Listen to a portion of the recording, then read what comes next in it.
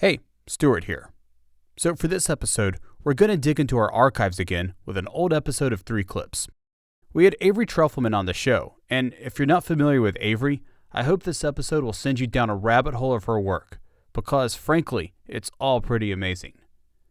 The episode first aired in January of 2022 and was hosted by Evo Terra.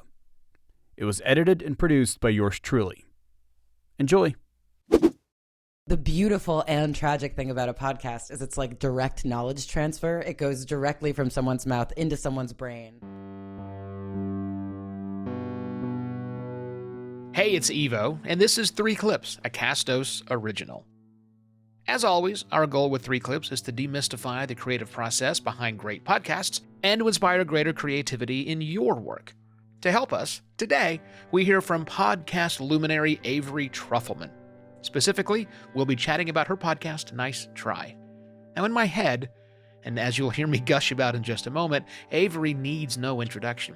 But not everyone is quite the same fanboy as me, so I will tell you that. Avery is an acclaimed podcaster and radio producer, having worked with various outlets like NPR, 99% Invisible, and a spin-off series called Articles of Interest, which New Yorker called one of the best podcasts of 2018. Avery teamed up with Vox Media and Curbed, a vertical from New York Magazine, to launch Nice Try, an investigative series that, in Season 1, explored failed attempts at utopian societies. The series was a hit, and for Season 2, she decided to narrow her focus onto the home. This season's episodes focus on everyday household items, like the bidet, the vacuum cleaner, the crockpot, and the doorbell. That's the episode, The Doorbell, the second episode of Season 2 that she and I will discuss today. 3 Clips is a Castos original series, and Castos helps podcasters like you host amazing shows and monetize premium content, all within our easy-to-use podcast dashboard. If you're looking for a team to help get your next podcast project off the ground, look no further than Castos Productions. Hey, we help make this show too. Email us, hello@castos.com with any questions, or visit 3clipspodcast.com/castos for more information. And now, here's my conversation with Avery Trufelman of the podcast Nice Try.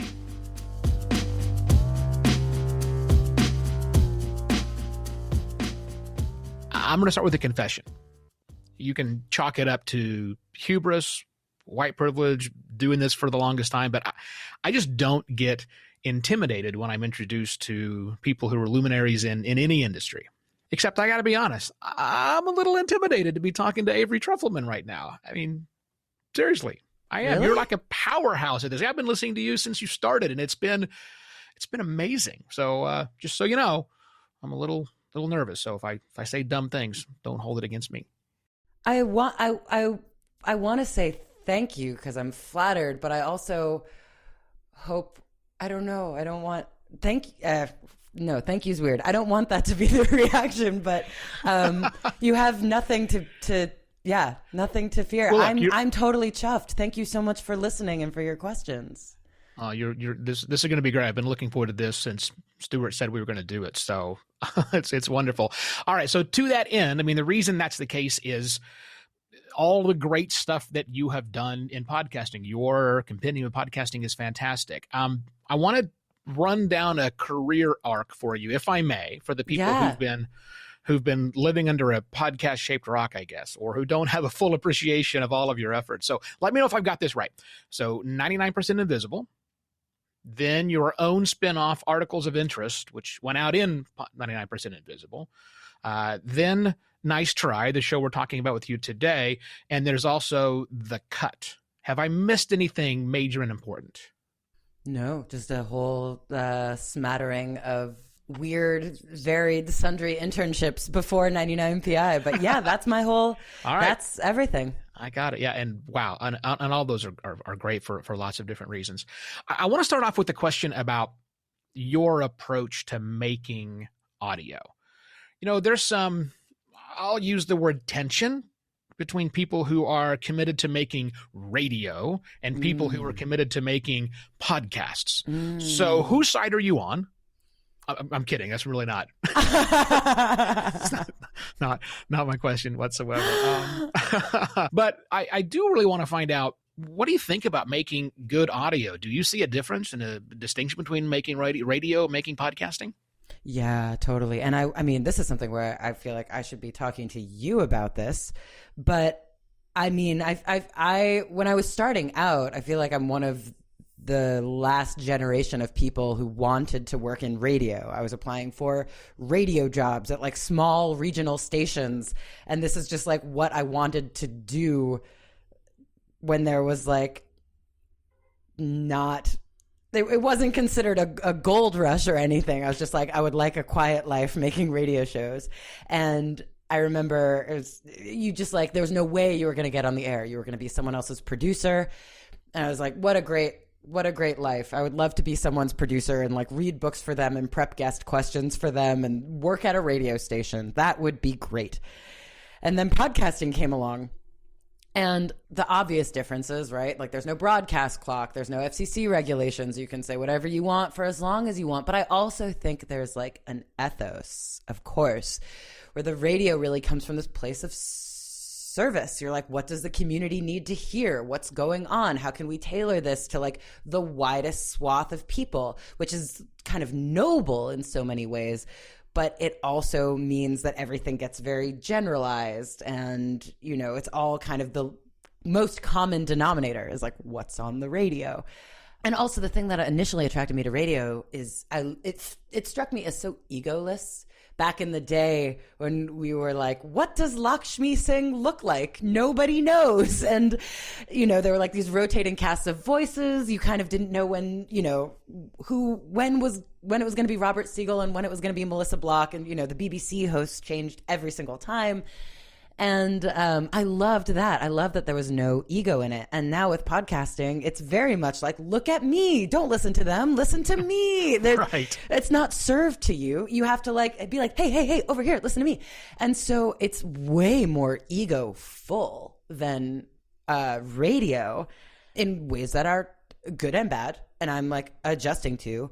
And I think podcasting is currently in the process of changing because of the pandemic. I feel like I was lucky enough to be at sort of the leap from radio to podcasting, where suddenly instead of hour-long radio shows with breaks in the middle, people wanted like basically 99% invisible, something 30 minutes long for their commute, deliver you some facts, and now you're at your destination. And now, I mean, again, Evo, I should probably be asking you about this, but it seems to me that people are not commuting as much. They're sort of either driving around or doing chores, doing dishes, and they just want something ambiently sort of floating over them.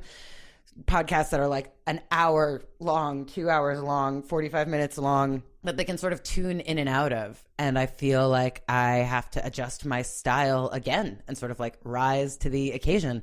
I guess they're just different sorts of audio for different sorts of needs and different habits of listening and different kinds of hosts. And I don't want to say one is better or worse than another, or one renders another obsolete. It's just kind of interesting. I mean, it gets to the core of what Articles of Interest is all about. It's like a show about fashion, but it's really a show about trends and like why we like what we like and what fashion is. And podcasts, like everything else, have fashion. Like these things just come in and out of style. So I don't know. I don't have a team. I'm just so confused. I'm confused like great. Everyone else. Well, you're just making good content, right? And as you said previously, we're making content that fits the needs of the audience today. And unfortunately, the needs of the audience today are changing every single day, it seems like, right? Just nonstop change. It's funny that you mentioned that radio, that your impressions was radio was without ego, and podcasting is pretty ego driven. And I get all your reasons why, but I think from the outside looking in, my radio days are way in my back rearview mirror right now. I think a lot of people might think that it's the opposite of that radio is dominated by super strong personality types. And I'm thinking right-wing talk radio more than I'm thinking public radio, right? There's two sides to that coin, definitely. Definitely. Well, that's the interesting thing that I think about is that like now podcasting has almost made a return to right-wing talk radio, not necessarily in like opinions, but just, Right. you know, I always used to love listening, or Howard Stern is a great example. I used to love listening to Howard Stern, not necessarily for the content, but just for like the stamina, the charisma. Oh my God, that man talks for like 3 hours at a time. And some of the, I mean, you could call them experiments that he would conduct on the radio were kind of genius, and people had this parasocial relationship with him, and they could just tune in and tune on and like listen to their friend Howard, who was always there for them. And I think that's what people are coming to want from podcasters in this way that is not my background at all, but I'm kind of curious to see what that would be like. Yeah. And I think all of us podcasters now more than ever are dealing with that parasocial relationship because we're a lot more accessible than the radio person that comes over your speaker, right? You can't really shout at your car radio, but you can shout at your phone. you can send a direct message because we're all saying, follow me on Twitter and all that stuff. So you can really get that direct feedback. Yeah. It's amazing. So we're going to set up and play these clips in just a moment. But last thing I wanted to get into before we do that, I want to talk about your knack for making connections between seemingly disconnected things. Yeah, I think that's a superpower of yours. I don't know, like apropos of nothing, the architecture of the American home and racial inequality. And of course, by apropos of nothing, I mean, we're going to talk about that in just a moment. So I'm not going to ask you how you make those connections because I never like the where do you get your ideas question. But I am instead going to ask you what attracts you to that style of storytelling, a style that's not, I'll go obvious. Oh, well, thank you. I mean, I always have seen the work that I do as more the thing I like to read the most, as I love reading an essay that just makes all these connections and brings in poetry and highlights unexpected facets of everyday life. And there's so many brilliant masters of the genre. You know, I think about, like, for example, Katie Weaver's classic New York Times article about, like, what is glitter and where does glitter come from? So those are the things I really like to read the most. And that has kind of become how my brain works. And, like, you know the Borges short story, The Aleph? I'm forgetting the whole setup about it. But basically, this character looks into this like, oh my God, I'm forgetting this. I haven't used this metaphor in a really long time. But the Aleph, I forget I think it's a book. And you open it up and it just like connects to everything and you see everything all at once. And there's this beautiful long paragraph that Borges writes where it's like he sees, you know, a child being born in Belarus, a woman dying in Colombia. You just like see the whole world in this book. And people have speculated that Borges was basically predicting the internet. And it's true, like the Wikipedia is the book that like leads to everything else, that leads to everything else, that leads to everything else. And we live in this time of immense connection. That's the world we all live in. That's the privilege. Like this is a weird and horrible time in so many ways, but the immense privilege and joy is the instant connection. And there's a lot of fear and hand-wringing and pearl clutching around that. Like it's too much, it's too quick, it's too fast. But I find it's also like a ball pit that you can play in to have access to everything all at once and try to just, you know, machete a little path through it all. You might get arrested bringing a machete to a ball pit, but I get what you're saying. Horrible mixed metaphor. Horrible mixed metaphor. I love it.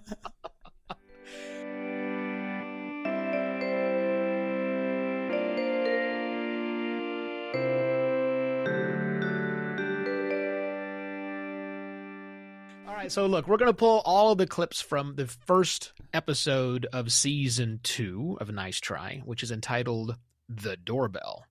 And it is about, at least on the surface, doorbells. But of course, it's much more than that, as we're going to hear in this very, very first clip, which is a monologue coming from you. So let's play that.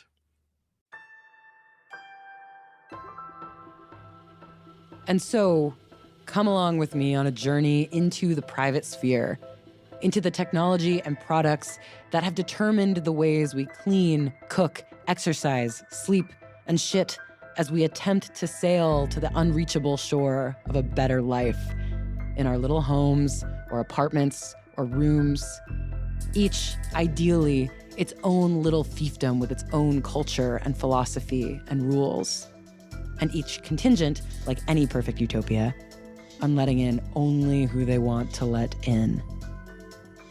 And that decision of who to let in and who to exclude is aided by a technology that I don't often think of as a technology. But it's the first thing that you touch when you enter someone else's home. So I love that clip for a variety of reasons. I mean, you're nailing exactly what it is you're going to cover in the entire season, not just that episode. And not only do you do it really quickly, but you blend it in perfectly with the crux of the episode, that doorbell, that getting into someone's home. But here's what people may find odd. That piece we just played, which setting everything up, comes almost 12 minutes into the episode. It's not, by design, it's not the first thing someone hears. Can you talk about that style of storytelling where the beginning isn't necessarily the beginning? Oh, thank you so much. First of all, that's so kind of you. I used to say Nice Try is a show about utopian experiments because season 1 was about utopian experiments. And each one, we looked at a different utopia and sort of told this story about all the aspirations, all the dreams leading up to it, and then inevitably why it all fell apart. And we were asked to do a second season. And we didn't really want to do utopian experiments for a number of reasons. One was that, like, it was getting conflated with a lot of cult shows. And I would be like, no, it's not cults, it's utopias. And then also I realized that, like, how do I put this? Utopias don't exist. Like, perfect places don't exist. But there are places that are there are communes, there are places that are trying to live in a, like, different, more communal way. And it's not a cult. There's not some horrible, charismatic leader. There's no ulterior motive. In fact, it's probably not a very good story. The arguments are probably just around, like, who does dishes. And it had me thinking a lot about the whole team. I get to work with Curbed, which is a vertical from New York Magazine for this series. And there's some amazing minds, namely Diana Budds and Kelsey Keith, who were thinking about this with me. And we were just talking about, like, what is keeping us from the perfect place? Like, what's the deal? Why is it so hard to just live together? Even if you live with one other person, or even if you have, a couple roommates, like, just living with multiple people is so difficult. And so we started the series the way we always start, by, like, doing a lot of reading and a lot of research. And we felt that we really needed to set up this transition from season 1 to season 2, why we're not talking about utopian experiments. And instead we are talking about the utopian experiment that we are all engaged in, which is building what we, being Americans, really, this is like a very American thing, that the home is supposed to be something separate from the rest of society and the rest of the world. And this actually has a name, and it's called the Haven model. And we really wanted to build the groundwork for that before we even talked about what was next, to kind of answer the questions of, like, what is this whole season about? Why is the home count as a utopia? And it still leads back to our thesis from the first season, which is that utopias don't exist. Not in some, like, freaky, culty way, just in all of our lives. Like, we are all reaching towards this thing, and we will never find it. So, honestly, I hope it's not too annoying. I sometimes really don't like when shows bury the lead too far in. So, I don't know. I just was like, it's very academic. I was like, we need to cover this groundwork first before we get into it. But I hope it works. Yeah, I think it does work, and I really like the fact that the old idea of parachuting him into the action, right? So the first 11 minutes, you may not have a real clear understanding of where the story is going, but you know that you're in a story, and it's a story well told, and I think it's definitely good enough to keep people's attention. They're rooted in the story. And so then when they listen a little bit, then they go, oh, that's what I'm into. All right, so now I've got a really good clue. So yeah, now I'm hooked. And if I wasn't hooked before, that has hooked me. I'm going to be in it for the rest of the season. So well done. Thank you so much. Yeah.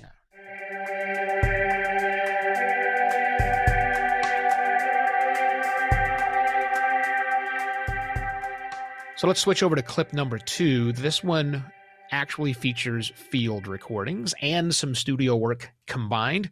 Now, a fair warning, listeners. Fair warning, fair listeners.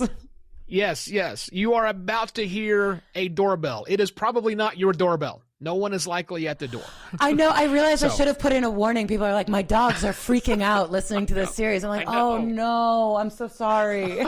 You're very wise to warn people. Yeah. So that's the warning. So I'm going to have some questions afterwards, but let's play that second clip.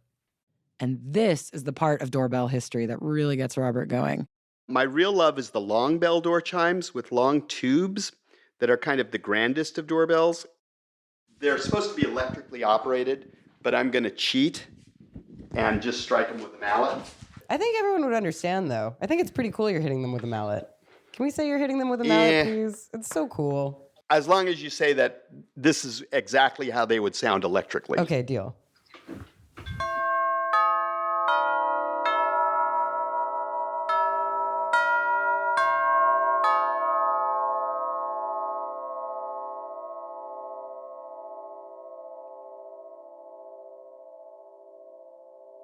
So that is a long bell, 8-note melody, Westminster peal, played on a vintage long bell door chime. The long chime is, exactly as you would imagine, long. You can picture it as sort of a flat wind chime up against the wall. The bells are the real star of the show, the long tubes. And now we come to the part of object history where we have to mention World War II. Everything comes from World War II. I love how you humored Robert early on in that clip, agreeing you promised to let everyone know that exactly what these long chimes are going to sound like. I'm certainly everyone over the age of 12 probably knows that iconic sound, but still he was pretty adamant that you recite that, which was great. I just love that he was hitting it with a mallet. Before he was like, "Can you not tell anyone that I'm hitting it with a mallet?" It's like, that's so cool that you're hitting it with a mallet. Yeah, right. Yeah, I think we know it's what it's going to sound like when the electronically. Yeah, it's the same sound. Yeah, exactly. The one we know. Exactly. Recognize. Now, the reason I like that is just before that bit in the clip, you acknowledge the fact that you yourself are obsessed by people who are obsessed by things that the rest of the world likely finds very mundane. And I think that's great. And I think that approach really takes a lot of courage and trust, not only in the person that you're interviewing or having a conversation with, but also in the story, as well as your ability to find the story within all of that. So my question is, that trust, is that something that you had to learn how to do and how to have, or is that just part of who you are? You mean trust in people who have fun obsessions? Trust in the people to not only to tell a story, but also in your ability to find the story, and also in that the story itself is going to work out. I mean, I think there are 3 angles of that trust that has to work out there that not everybody's that trusting, I don't think. Really? Come on. If you met someone at a party and they were like, get this, I own 400 vintage doorbells, wouldn't you be like, what's up with that? Yes. No, I do not doubt that was. I would want to know more about that, but I'm not so sure I would go, I want to tell somebody else about this guy. Oh, really? I don't know. Yeah. I think especially, it's increasingly rare to find people who are so taken with specificity that they give over a portion of their life to it. There's actually this beautiful book by Michael Kimmelman called The Accidental Masterpiece that sort of explores the thin line between art and obsession. And, at what point when you start collecting something does it become a collection, a museum, and at which part, and, somewhere in between, you're like a weird hoarder.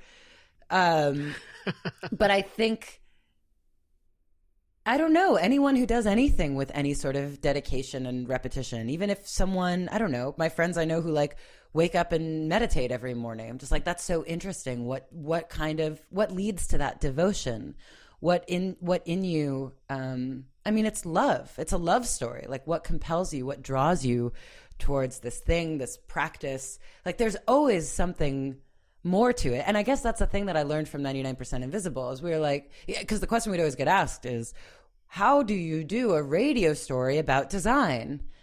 And the question we'd always answer it by saying, it's really not about the object at all. And in fact, it's better that you can't see it because you can cut right to the meat of the story. You don't have to see the doorbells and be like, and decide whether or not you agree with Robert's taste.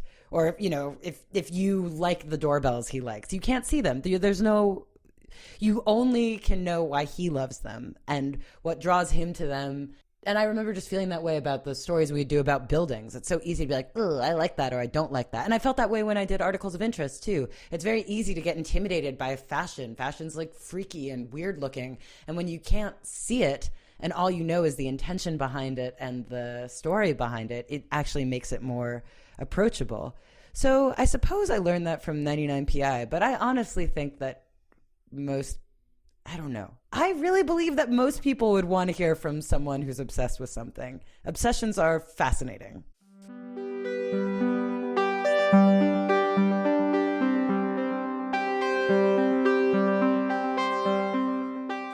So our final clip that we're going to play comes from even further now into the episode, and it is where, in case you have not figured it out yet, you learn that this podcast episode is about something much deeper and much more meaningful than just doorbells. Let's hear it. But I think a subtle yet key distinction in this development of the doorbell is this. Ring doesn't just capture video. It also captures sound. And it captures sound pretty well. Sure can. Which actually caught me off guard.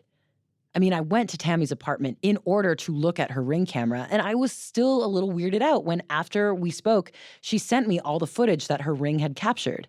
Like this moment when I left at the end of our time together, and her doorbell filmed me leaving, even out past her gate. And practically speaking, just think for a moment about the nature of the conversations that happen in the doorway, in the coming and in the departing. The last words, the goodnight kisses. So I think in that clip, you had a very important role to play, and it comes to light during that. And that is, you are playing the role of us.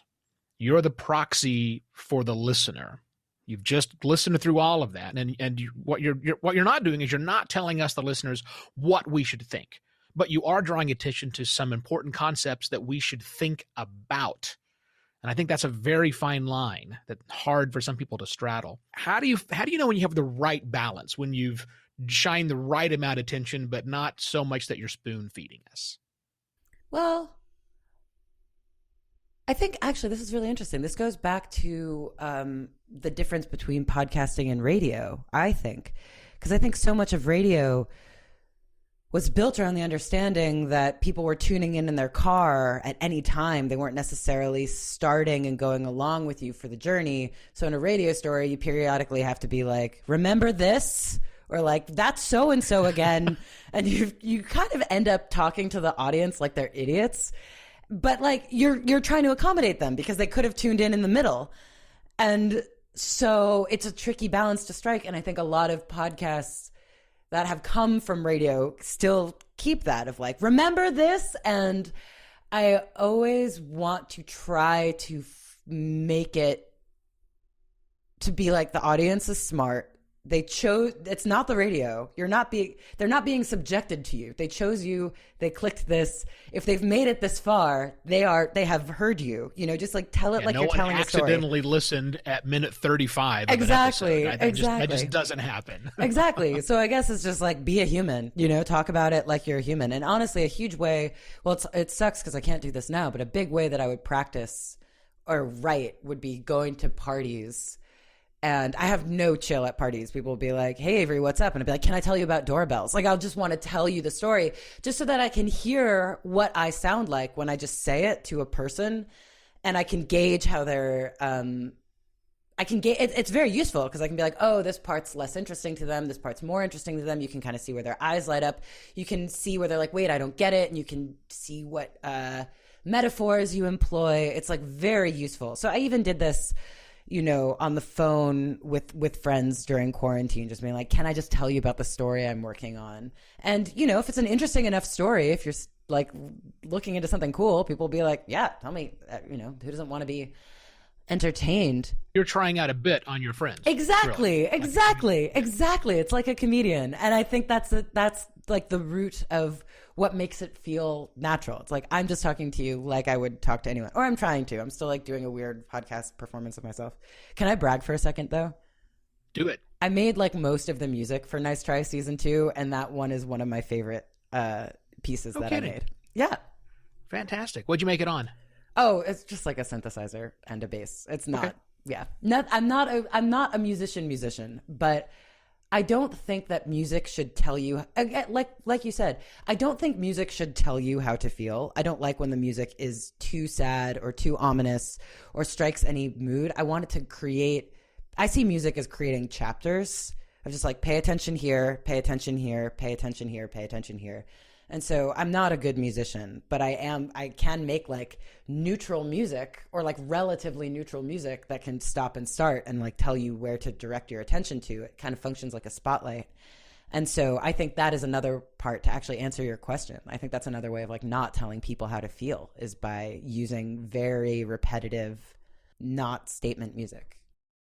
Yeah, and I think you're using music as a punctuation. Exactly. Is the way I would consider that, right? Exactly. That's a good way to put it. This is what it's supposed to be. Yeah. Yeah, by its own, it's not it. It's a little seasoning. Yeah, we flavor it that way, but more importantly, it lets you know that there's still things to think about for that sustain that lives on for a while. That's put there intentionally, assuming it was put there intentionally by other podcasters, but by you certainly it is, because you're supposed to be going, oh, right. Let me think about that a little bit longer, and maybe until you're uncomfortable, because perhaps the thing that was just mentioned should have made you, the idea was to make you uncomfortable. So I want to make sure you soak in that, but again, you can't force it too hard. Researching a podcast like this, researching any podcast, in my opinion, is probably hard.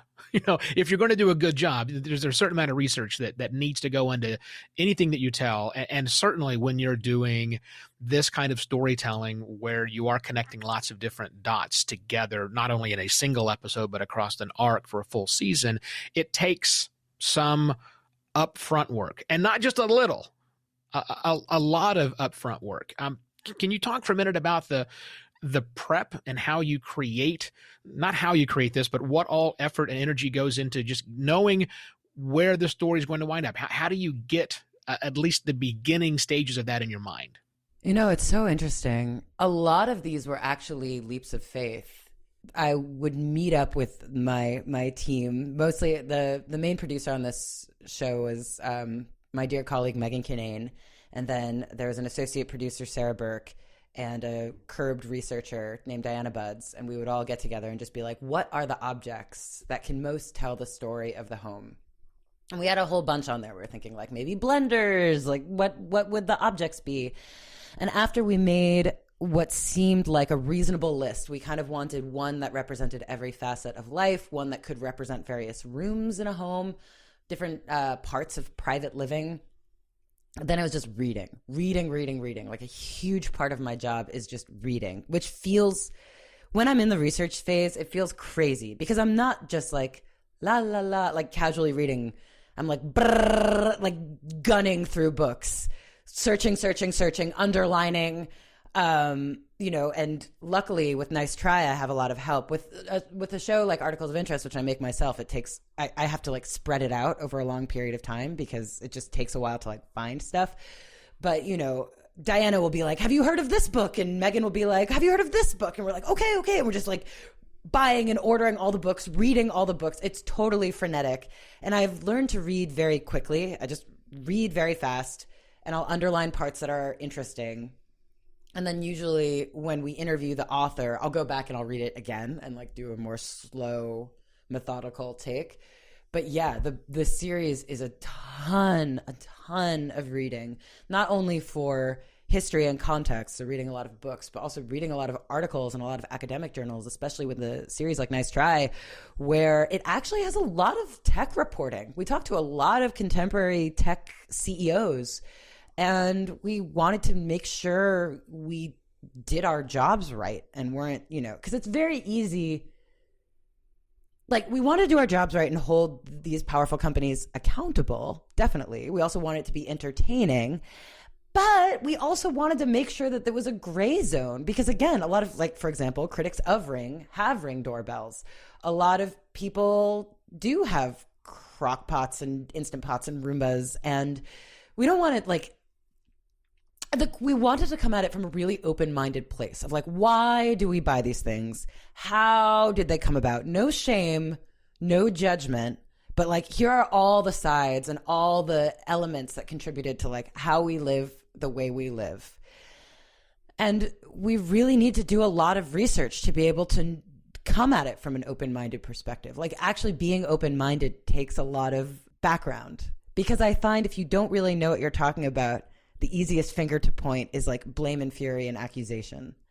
And I think with context, with history, with breadth comes depth, I think.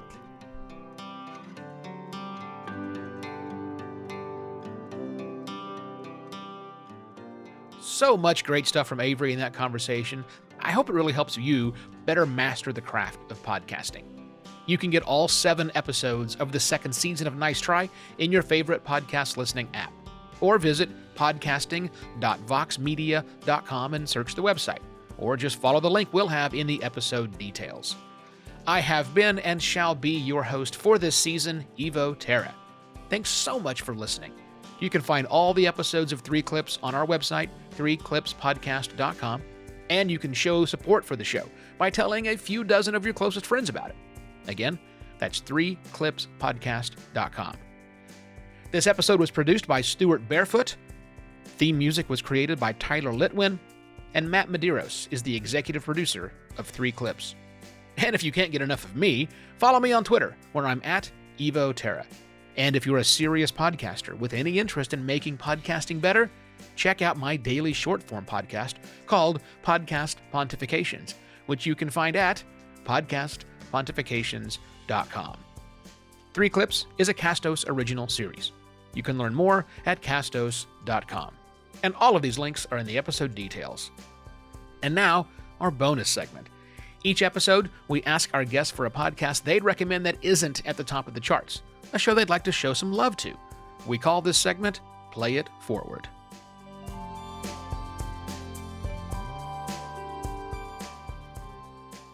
One of the great undersung shows is The Lonely Palette by Tamar Avishai. It's an art history show, and I feel like so many art history shows have this attitude of like, we know art is boring, but it's important. The sort of like eat your vegetables mindset. Yeah. But art is about like drugs and crime and sex. Like art is good stories. It is juicy, and you don't have to treat it in this like, I guess you have to know about abstract expressionism. It's very, very fun. And she does these really experimental deep dives into certain genres, certain artists, and she's just a gorgeous writer and performer. So highly, highly recommend The Lonely Palette. It's a very fun way to feel like you know what you're talking about art.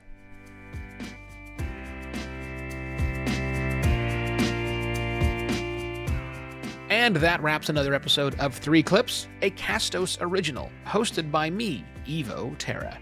I truly believe that one of the best ways we can make podcasting better is by understanding what goes on inside the heads of our fellow podcasters. Thanks for joining me this season. Cheers!